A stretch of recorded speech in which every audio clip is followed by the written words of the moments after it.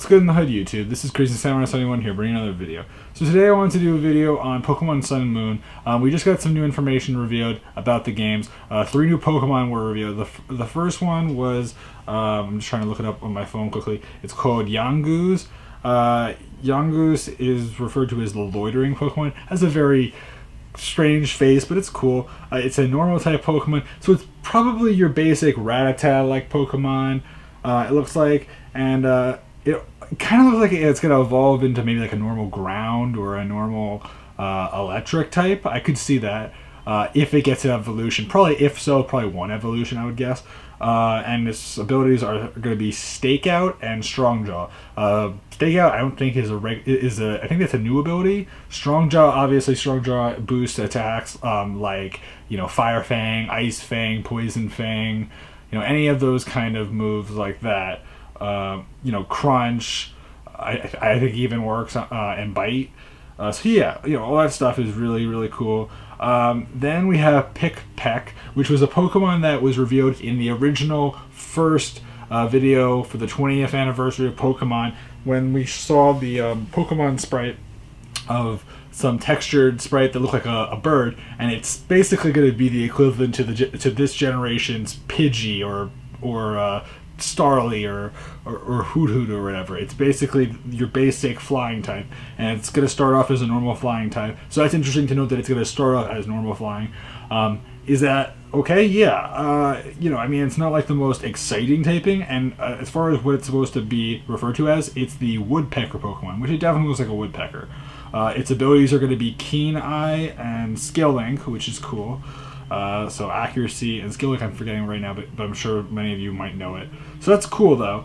Then the third one was a bug type for the generation, which is probably going to be the equivalent to your Caterpie or your Weedle or whatever, and that's going to be Grubbin, which looks like I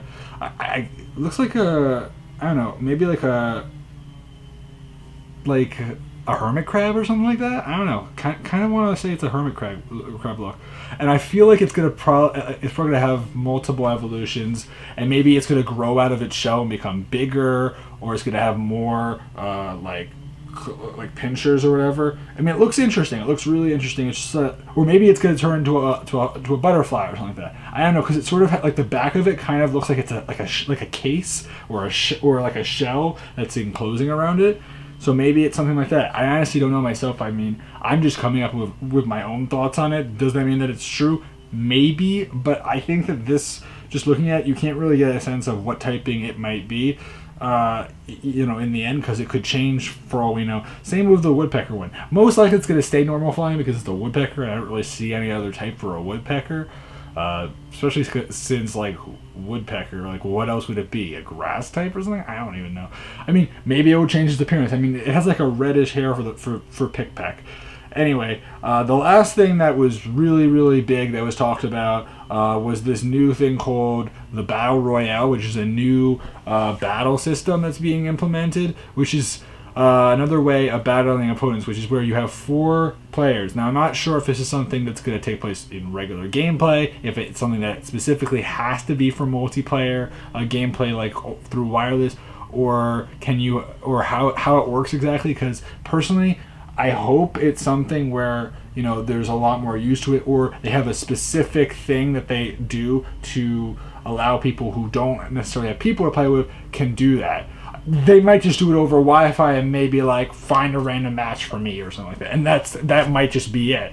But I honestly don't know myself. We'll have to wait and see. Obviously, it's interesting because the whole entire concept behind it is basically you have 3 other opponents. It's you and 3 other opponents, and the thing is that the idea is that the first opponent to lose all their Pokemon loses the match overall, and then the one, or it might just be a time-based thing as well, or the other thing is that depending on how many Pokemon you manage to knock out will also determine it. So like there might be a time-based element as well, so it's like if it takes this long, then they'll determine based off of how many Pokemon you defeated or how many you still have left, or both, and then decide who the winner is based off of those points. So that's pretty exciting and that's pretty interesting. And it definitely is something to keep in mind. They also changed how the layout for the game looks as far as the battle screen goes. It looks like the fighting animation, the bag, and all the other stuff is like on one side of the screen when you open it up, and then like there's a hotkey for like the Pokeball. So if you want to have different types of Pokeballs, you have a specific one for that. You have specific things for the bag. There's other stuff like when you look at a move, you can press a certain key and you can find information about the moves. If you also choose a certain Pokemon in your party, you can see what status effects have happened. So like if you've had a stat drop, it will show how many stat drops you've had or how many stat increases you have. So like say you have you have Swords Dance up, every single time you do Swords Dance, when you go to the party icon and you go to the Pokemon that you're using, it will show you how many Swords Dances up you have based off of the number of attack ups you have, which is cool, which is very smart on their part because that also gives you the sense of things. Not to mention the other thing is that once you battle a Pokemon one time, the next time you battle it, the game will tell you which moves that you have available to you are super effective, which moves are effective, and which moves don't affect the Pokemon you're battling, as long as you've already battled it yourself. So those kind of things are obviously very cool and very exciting, I have to say that much. Definitely a lot of stuff that, to keep in mind and be aware of when you're playing the game. They show up that stuff. Definitely seems like we're going to have the trainer and our opponent in pretty much every single battle, most likely. So you'll be able to see yourself alongside your Pokemon in every single battle. There is character customization, supposedly. There's a lot of things that are being announced. And there's things that I probably won't even cover here that are still going to be announced later today, even tomorrow, or even the next day, possibly. So there's a lot of stuff to look forward to with Pokemon Sun and Moon. If you're a Pokemon fan, definitely a game that is going to be worth getting in November of this year, November 18th to be exact. So that's awesome and that's really exciting. And this game looks like it's going to be really fun. I hope it's good. I hope we get a good number of Pokemon. I hope they implement some interesting stuff.